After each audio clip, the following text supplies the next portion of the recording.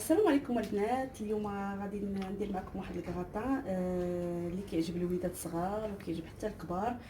فيه غير الخضره وفيه المهم دوزوا معنا لطريقه التحضير ان شاء الله. بالنسبه لطريقه التحضير كنحتاجوا الخضره، يعني الخضره كنسلقوها، يعني راه كلشي كيعرف يسلقها بطبيعه الحال. البطاطا وخيزو وكاع خضره، يعني كنسلقوهم في ماء وشويه الملحه. ملي كيتسلقوا ها هما جاهزين.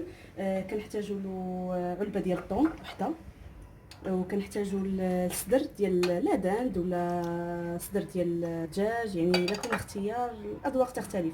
وكنحتاجوا الربيع، قزبر ومعدنوس بطبيعه الحال. كنحتاجوا الزيتون فهو اختياري، وكنحتاجوا البيض، وكنحتاجوا الفرomاج كيبقى للتزيين.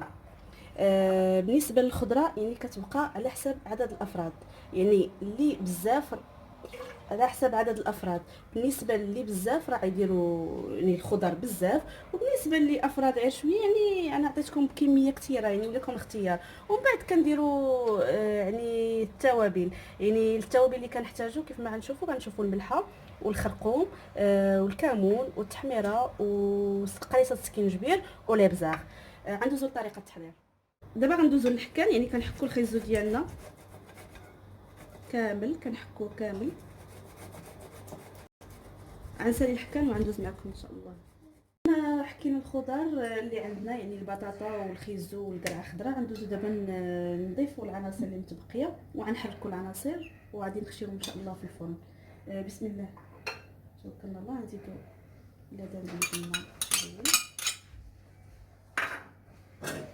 ديك العلبه ديال الثوم،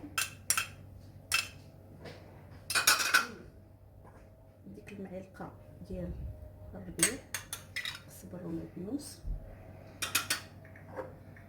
والزيتون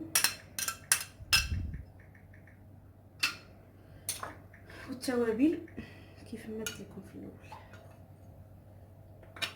كنضيفوهم كاملين وكنضيفوا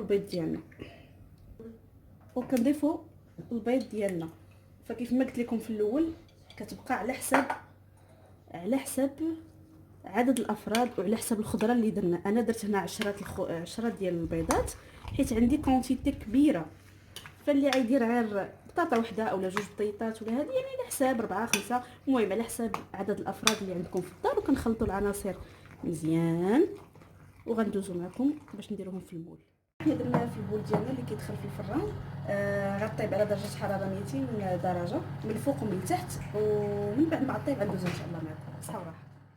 دابا من بعد ما خرجناها من الفران، ها هو الطبق ديالنا كيفاش كيجي. كنقيسوه بالموس، يعني كيطيب البيض مزيان. ودابا كنديروا الفرomاج وكندخلوها الفران على درجه حراره غير من الفوق 200 درجه الحراره.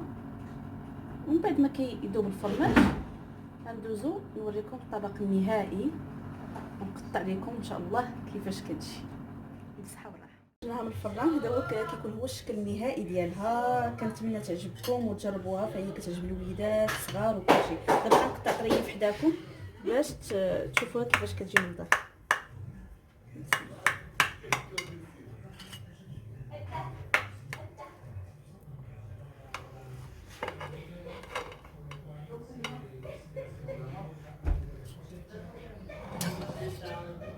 ها هو الشكل النهائي ديالها.